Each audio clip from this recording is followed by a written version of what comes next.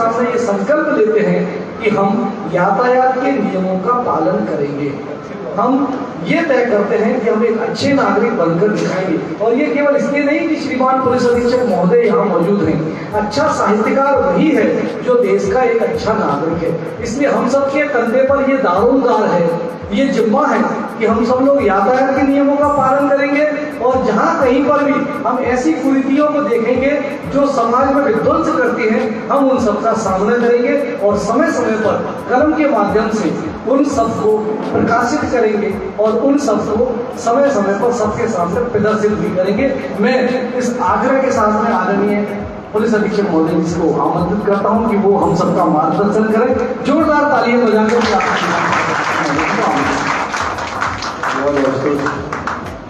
आज बहुत ही अच्छा लगा मुझे। इनफैक्ट मैं बहुत सौभाग्यशाली अपने मानता हूँ।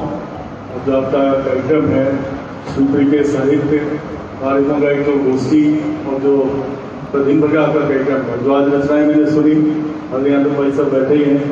वैसे ने कहा तो मैंने कहा कि नहीं मुझे आना तो है लेकिन मैं कुछ अटक गया हूँ, तो बोले नहीं आप देख लो आ जाओ। मैं चलो थोड़ा तो आखिरी में कुछ सुन लेंगे, पहुँच ही जाए। तो बहुत आनंद आया एक्सपीरियंस साहब। अपने आप में आपके पूरा परिवार भी पुराना इस मामले में साहित्य को मतलब एक ऊंचाइयाँ देता रहा है और समाज को भी एक रास्ता दिखाता रहा है। आदरणीय नेहा यहाँ पर हैं और ये बहुत अच्छी बात है कि अगर खुद रचना नहीं करती हैं और सुनने की क्षमता रखती हैं तो निश्चित तौर पे हम लोग के लिए पूरे समाज के लिए बहुत अच्छी बात है। क्योंकि बहुत सारी चीज़ें हम सुनते हैं, जरूरी मैं कभी रचना नहीं करता, अभी तक मैंने कभी इसमें रचना नहीं की। कभी एक बार कुछ लिखा था तो किसी ने बोला कि अभी मत लिखो तुम नौकरी करो। तो मैंने कहा कि अभी तुम और अनुभव करो और गहरा अध्ययन करो कि तुमको कब लिखना है, उसके बाद लिखना, अभी मत लिखो। क्योंकि एक बार मैंने लिखा, मेरा एक दोस्त है बहुत अच्छा मित्र है, तो भोपाल में है, पत्रकार है, उसने मेरे को मैंने कुछ लिखा, उसने मुझे तत्काल फोन किया कि भाई नौकरी करनी है आगे। कहा तो बोले कौन बुलाना, तो तुमने लिखा है? मैंने कहा हाँ लिखा तो है, कोशिश की है, तो तुरंत मिटाओ फिर डिलीट करो। चलो ठीक है, बिल्कुल बात सही थी। क्योंकि कई बार क्या होता है कि समय परिस्थितियों में कई बार ऐसी बातें होती हैं जो आपको बहुत विचलित कर देती हैं और एकदम भाव आता है, बड़ा गुस्सा भी आता है, बड़ा आक्रोश आता है। और पुलिस वगैरह हम लोग को कहा जाता है कि भैया तुम दौड़ लगा दो, अपना ग्राउंड पे दौड़ लगाओ, जितना गुस्सा है निकलने दो उसको। क्योंकि आप नहीं करोगे तो कई बार इतना गुस्सा आता है, परिस्थितिवश होता है, परिस्थितियाँ अजीबोगरीब होती हैं। कई बार हम सही होते हैं, सामने वाला हमको लगता है ठीक नहीं है, लेकिन उसको भी हमको बर्दाश्त करना पड़ता है। फिर कई बार ठंडे दिमाग सोचते हैं तो लगता है कि हाँ ये चीज़ें भी आएंगी और जाएंगी, तभी हम शायद हम अपने आप को भी सामर्थ्यवान करेंगे और समाज को भी सही दिशा दिखा पाएंगे अगर हम इस तरह से इमीडिएट रिएक्शन नहीं करते हैं। तो हमने आज गणेश हमारे जो बहुत ही विद्वान हमारे SDM हैं, वो एडिशनल कलेक्टर भी हो गए, गणेश जायसवाल जी को सुना भी उनकी देखा, बहुत आशावान जो एक कविता उन्होंने पढ़ी, जो एक अच्छी डायरेक्शन दे रही वो उन्होंने पढ़ी। विदेश में हमारे पास बैठे हैं, बहुत सारे सामाजिक कामों में लगे रहते हैं, आदरणीय अवधेश जी, आदरणीय अनुरागी जी,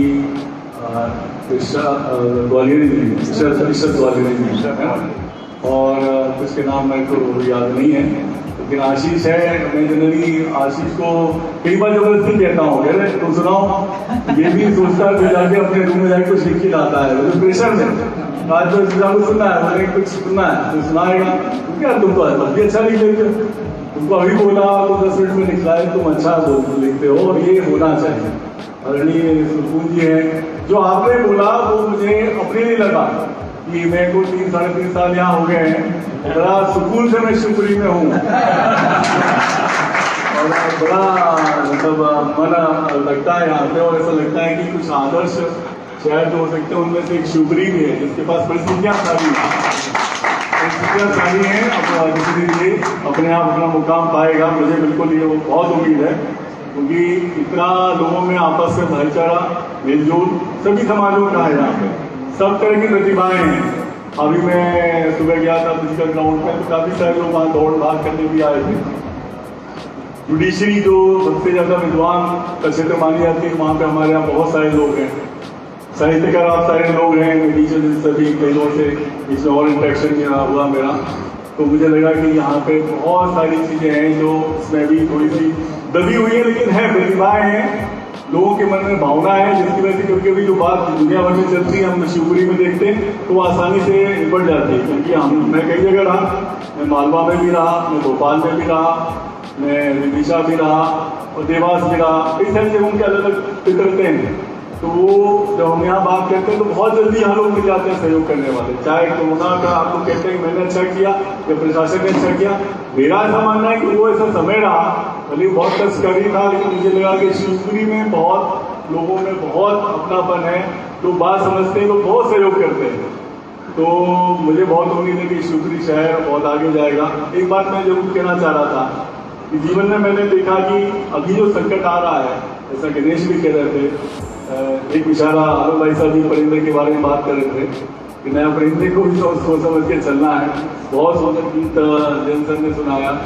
आशु तो हमेशा काफी सारी बात करते ही हैं ऊर्जा की और क्षमता की, तो हमको ये लगता है कि कहीं ना कहीं हमको बहुत सारी चीजें जो हम देख रहे हैं कि आजकल लोगों में बिल्कुल बर्दाश्त नहीं है। मैं अपने लिए बोल रहा था, जैसे कुछ हुआ उन्होंने रिएक्शन दी, खबर है सही है कि नहीं, उन्होंने रिएक्शन दी और रिएक्शन में क्या रिएक्शन बोल सकते हैं वो बोला उन्होंने, और उसका फिर दूसरी काउंटर रिएक्शन हुई, फिर तीसरी काउंटर रिएक्शन हुई, एक गंदा सा वातावरण बन गया जिसके पीछे बहुत सारी बातें। मैं मानता हूँ कि साहित्यकार में वो क्षमता होती है कि वो उसका एक मर्म निकालता है और एक शालीन भाषा में, सरल भाषा में चीजों को रेखांकित करते हुए कि ये परिस्थितियां हैं, और वो चीजें आपको अपने समाज को, बड़े को भी छोटों को भी कहीं कहीं सोचने में मजबूर करती है कि हमको इस चीज का ध्यान रखना। तो इसलिए साहित्य बहुत जरूरी है। आप सोचते हैं हम लोग इतिहास की बात करते हैं, भारत का बहुत कल्चर है, बहुत सारी बात है, अगर हम भगवद गीता को अलग रख दें तो क्या हमारा इतिहास है? अगर हमारा इतिहास के लिए कोई भी बात करता है विश्व में, तो आज पूरे विश्व में जितने लिटरेरी लोग हैं जब वो आकलन करते हैं क्वालिटी पर से कि किसी एक किताब में क्या चीज ऐसी लिखी है जो सबसे गूढ़ है, सबसे सरल भाषा में भी लिखी गई है, उसने जीवन के सारे एस्पेक्ट कवर किए, उसकी क्वालिटी पे है, तो उसमें भगवद गीता का नाम सबसे पहले आता है। और मैं ये मानता हूँ कि कोई ना वो साहित्यकार ही थे, साहित्यकार उसमें भगवान ने रचना की या जो भी उस समय हमारी परंपरा से हमें प्राप्त हुआ, वो कहीं ना कहीं हमको आज रिच करता है। आज कोई समस्या होती है, इतने सारे लोग सुंदरताओं की जीवन से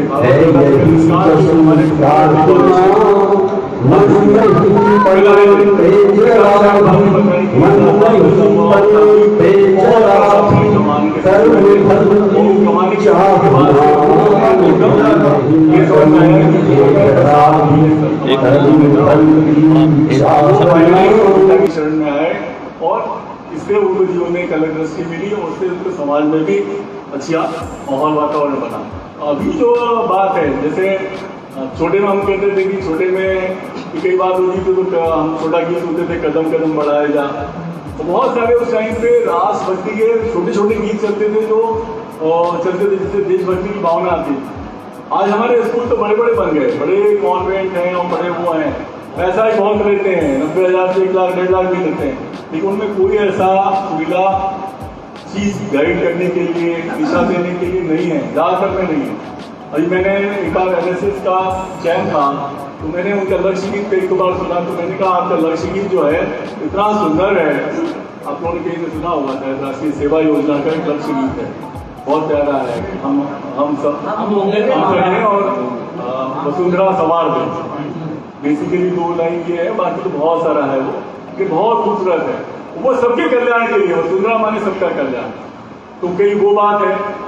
फिर कई बार ऐसा ही होता है, छोटी सी हंसी मजाक वाली बात भी करते हैं कि जब कॉलेज में आए छोटी छोटी बात से किसी से मोहब्बत हो जाती है, लगने लगता है कि मोहब्बत हो गई है, इश्क चालू हो जाता है, फिर दिल टूट जाता है, वो तो साथ हो जाता है, और फिर वो गाने जो है वो जगदीश सिंह गजल सुनना चालू कर देता है मुकेश की। लेकिन उससे क्या है, उसकी भावनाएं जो है वो संतप्त हो जाती हूँ। आपकी बात है वो दो सफेद बाल वाले बहुत होते हैं। हाँ, मैंने सही में आपको साथ की सुनी और उसके बाद मुझे लगा कि बहुत साहित्य है। एक गीत मुझे बहुत पसंद है, तो मुझे हमेशा गाइडिंग लगता है, मधुबन खुशबू देता है। अभी चाहता हूँ, लेकिन मैं बताना चाह रहा था बहुत सारी ऐसी याद मैं बेसिकली इंजीनियर हूँ, लेकिन मैंने यूपीएससी में इसलिए लिया था। इसलिए लिया तो मैंने कई चीज़ें पढ़ी, तो मेरे को ये लगा कि समाज में हर टाइम पे कोई ना कोई गाइडिंग फैक्टर साहित्यकार के रूप में रहा। जैसे कि हमारे जो अभी कुछ चल रहा है, इस तरह से जातिगत प्रतिनिधि की भावना से भक्ति मूवमेंट चला हमारे, और उसने हमारे मिडिवल का टाइम को जो हम लोग कहते हैं कि मध्यकालीन समय था, उसने समाज को फिर इकट्ठा किया। चाहे तुकाराम जी हों, चाहे ज्ञानेश्वर जी हों, चाहे बहुत सारे सच लोग थे। और इसके बाद जब हमारा आज़ादी का आंदोलन चालू हुआ तो बहुत सालों के अलावा इसमें सबसे बड़ी भूमिका साहित्यकारों की रही। छोटे छोटे गीत चलते थे, प्रभात फेरियां चलती थी, उससे लोगों में जागरण की बात आती थी कि हमको क्या करना है, क्या नहीं करना है। जितने ज़्यादातर स्वतंत्रता संग्राम सेनानी रियली बहुत ज़्यादा रहे शुरू में, और जिन्होंने उसको अलग जगाया, तो छोटे छोटे पेपर निकालते थे अपनी मेहनत कर करके, और उसको बांटते थे। उसको बांटने से लेके लोग साथ में जुड़ते थे।